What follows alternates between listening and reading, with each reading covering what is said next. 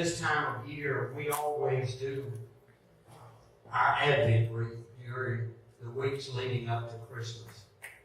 And again this year, I'm going to make an effort to make my sermon coincide with what the Advent candle is dealing with. And today, as you heard during the children's sermon, the candle that we lit today is the prophecy candle, or the candle of hope. And as we think in that direction, I want to share this scripture with you this morning. Isaiah prophesied back in Old Testament time these two verses that we're going to read today. And this was years and years before the birth of Christ. But he prophesied this to the people. And I'm sure there were people in that time that thought he was nuts, that this was something that would never come about. But as we know, when we celebrate, it did come about. But when Isaiah mentioned it, it was pure prophecy. And it offered to the world hope. Isaiah chapter 9, verses 6 and 7. For unto us a child is born, unto us a son is given, and the government will be upon his shoulder. His name will be called Wonderful, Counselor, Mighty God, Everlasting Father, Prince of Peace. Of the increase of his government and peace there will be no end. Upon the throne of David and over his kingdom, to order it and establish it with judgment and justice. From that time forward, even forever, the zeal of the Lord of hosts will perform this. Let's pray together. Father, I come to you this morning and thank you again for this time of our service. I pray this morning, Lord, as we spend the next few minutes together, that our hearts will be lifted up, our hope will be put in place, and that we will prepare ourselves in just a few short weeks to celebrate the birth of the King of Kings and Lord of Lords, and most importantly of all, our Savior. For we come today, and we pray that as we go into this time, that you will empty me of self, fill me with your Holy Spirit, and speak through me today, Lord, the words you would have us hear. For I pray today, and I ask this in the holy name of your Son, Jesus. Amen. When we think of prophecy, prophecy deals with things to come. It's things that people say that have not come about yet, but they're coming in the future. And as we think of those things this morning, we look at this prophecy of Isaiah and the hope that it gave the people of that time. Isaiah's prophecy for sure is one of hope. Where would we be in our world today if Jesus had not come? Our situation would be hopeless. But because he did come, there's hope in our lives. And Isaiah at this time was talking to the people in Old Testament times, and he was offering to them a hope that was to come. It was not there yet, but it was coming. And it gave them hope. Number one, I want us to remember this morning that hope came as a child, God's Son. Are there times in our lives when children make a difference to us? Amen. There is. They make a difference to us oftentimes. Kathy and I are blessed with 5 grandchildren. Yesterday afternoon, we were privileged to have all of them at our house at one time, with Pops trying to sit there and watch the SEC championship game. And I quickly determined I didn't have much hope of seeing that ball game. But I did get to see it. But those children are the most important thing in our family. the way they grow up, what they become, is shaped and it's formed by family. It's family's responsibility to give those children hope that they can be whatever they want to be and do whatever they want to do if it's in God's will. Here in these verses, Isaiah shares hope through a child. Do we ever think that children can make a difference in our lives? Yes, we do. And they do make a difference. We do things in our lives as human beings sometimes that may be borderline of something that we shouldn't do. And oftentimes when we see that happen, we'll have a child ask us why we did that. And we have to explain it to them. And when that occurs, it gives us hope that that child is headed in the direction they need to go. They understand what that relationship with God is like.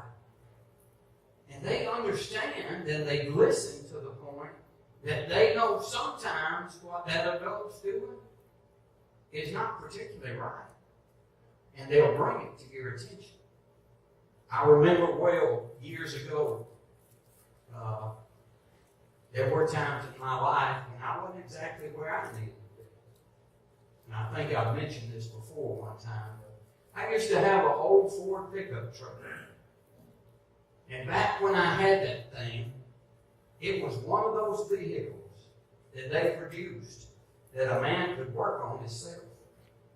I could raise the hood on that truck, and I actually had room to get in under that hood and stand on the ground and work on that engine. And I was doing that one day in our front yard.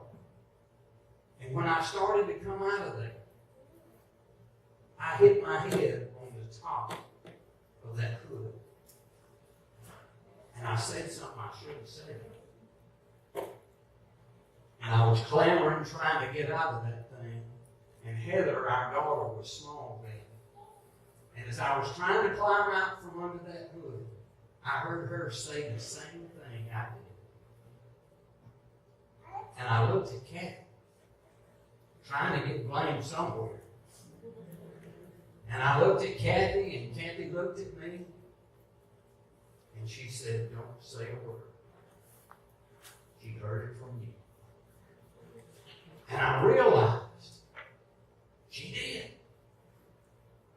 I didn't give her much hope. I allowed her to do something that was wrong. And there came a point when I had to explain that to her. And through that explanation, there was hope. That Daddy would never do that again. That was something that happened that shouldn't have happened, and that I would never do that again. But we, as God's people, have hope for our children. Our hope for our children is that they will come to know Christ as Lord and Savior. That they will dedicate their lives and their children's lives to Him. And when they do that, who do they dedicate those children to?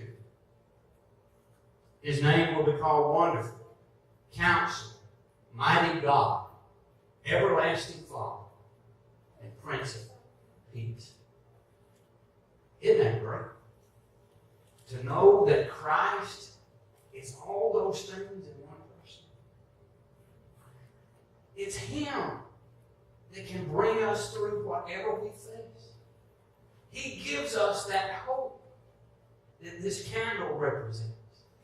If we place our trust and our faith in Him, we have hope that we're going to make it through this world. And when we do, and we leave this world, we're going to spend eternity with Him. And we need to celebrate that fact. We need to understand that hope came to us as a child.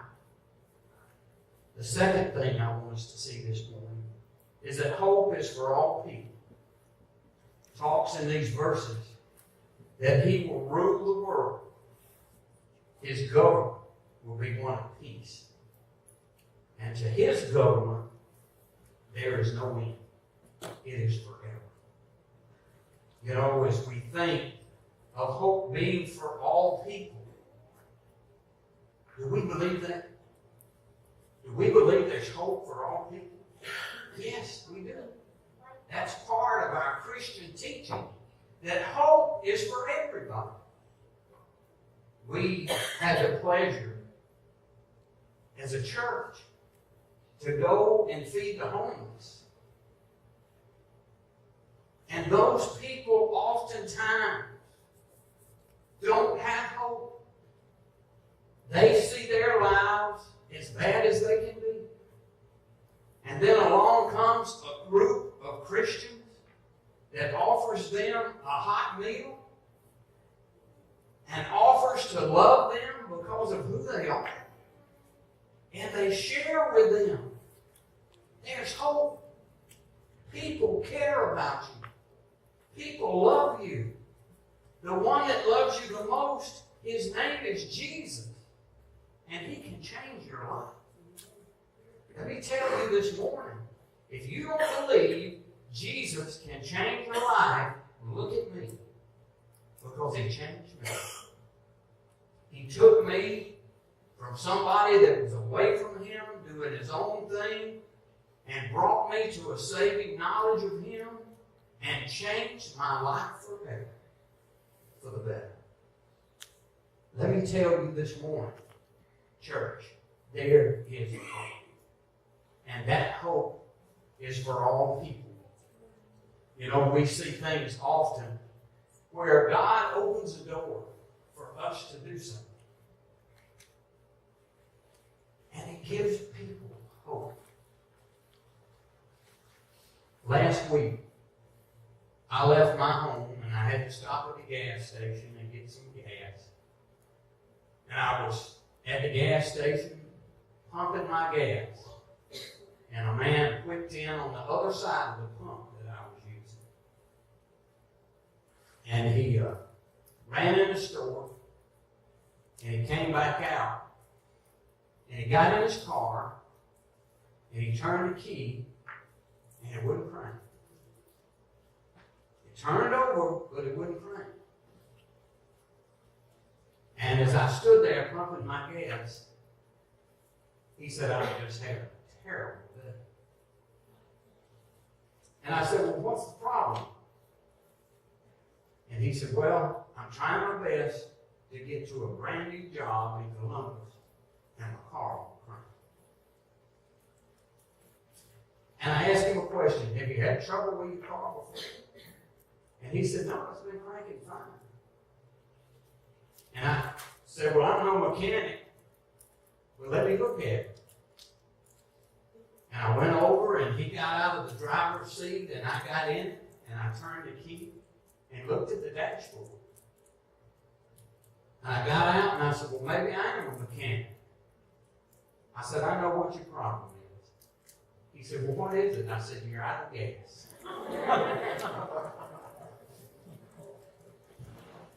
And he said, well, I'll run back in here and pay for some gas. And he'd run back in and he'd run back out. And when he came out, he was shaking his head. And he walked to the car and he said, I don't know what I'm going to do. I said, well, what's the problem there? He said, my wallet's at home. I said, well, I'll tell you what I'll do.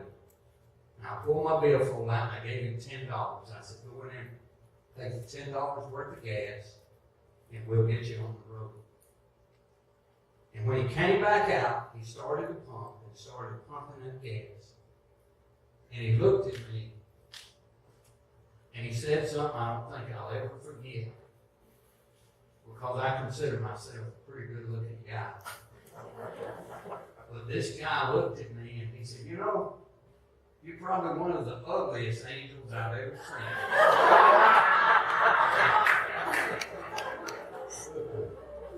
And I looked at him and I said, well, brother, all I can tell you is don't run out of gas again. But he understood in that instance that even in the worst of situations, there's hope. There's people that care and people that want to help and are able to help. And that is what God calls us as people, as His people to do. We're to share with the world through a lot of different ways that there's hope. In any situation you look at, there's hope. We fight battles with sickness. We fight battles with financial troubles. We fight battles with a lot of different things. But never, ever forget, regardless of what you face, there's hope. And there's help through the Savior if we go there. The last thing I want us to understand this morning, that when people find hope, they discover that hope is the beginning of the cure. Now, I'll say without question that gentleman I was just talking about was having a bad day. But when he found hope, he understood that that was the beginning of the cure. If there's sickness in your life, Christ is the cure. We are to believe and receive. That's hard sometimes for us to do. It's hard for us to understand that sometimes God's ways are not our ways. But we must understand in those situations that His ways are always best. And His ways are where we find hope. And we need to understand that. When there's sin in your life, I want you to understand this morning that hope brings forgiveness. There came a time in my life when God spoke to me. And He called me to Him. And He called me to answer His call to be what He wanted me to be. And when I made that move, praise God, my life has never been the same since. It's been good. It's been great. It's offered me the opportunity to understand that everything I have is not mine. It's His. And I give it to Him. Now, He expects us to do well with what He entrusts us with and to use it for His honor and glory. And He does. When you reach out and you help somebody, you better get ready because a blessing's coming your way. Because He's going to send it to you. And He's going to allow you to know that He's there. Sin, hope brings forgiveness. When we ask Him to forgive us, He's just to do that. And He doesn't only forgive, but He forgets. Those sins that were in my life, the day He washed me in His precious blood, they've not been thought about since. Because He not only forgives, but He forgives. A lesson for us is His people. When we forgive each other, don't only forgive, but forgive. And accept that hope that comes with that. The last thing I want to share with you is hope brings eternity. When we accept Jesus as our Lord and Savior, He promises us eternity with Him in heaven. Free. Because of His grace and mercy, He opens the doors of heaven and allows us to come in. Isn't that wonderful? To know that when our time here is finished, we go to heaven to be with Him and we celebrate forever. Hallelujah! That's something to be excited about. Nothing else offers that. Only Christ. And we ought to be excited about it. But But the other thing I want to tell you this morning is we have to be ready. I believe in my heart that Jesus is coming soon. I believe the signs that we see today are coming together.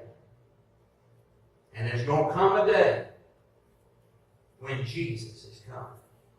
I remember an old song that we used to sing in church that you don't hear anymore. But I remember the words of it. Jesus is coming soon. Maybe morning, maybe noon.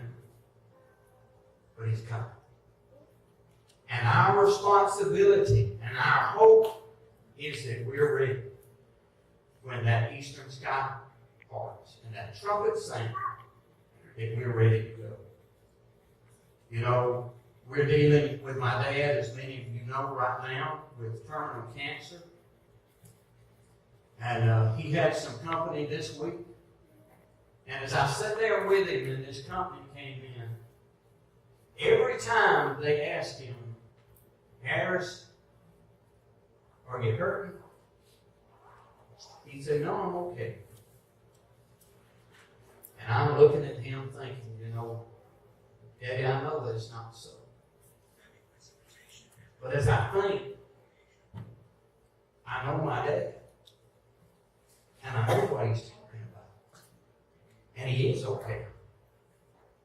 Because when the time comes, and he takes that last breath here, he's going to wake up in the presence of the one he served all his life. I want you to understand today, church, he is okay. And I pray to God this morning that we are all okay. Let's pray. Father, we come to you this morning and thank you for the hope that you give us. We thank you, Lord, today for the wonderful assurance we have that if our trust and our faith is in you, that when our time on this earth is over, we'll spend eternity with you. God, I pray for those that might be here this morning that need to make a decision for you. Lord, whatever that decision might be, I pray today that they might make it to your honor and your glory and get in that relationship with you that they need to be in to find true happiness and true hope. And we'll give you all the praise, honor, and glory, for we ask it in Jesus' precious holy name. Amen.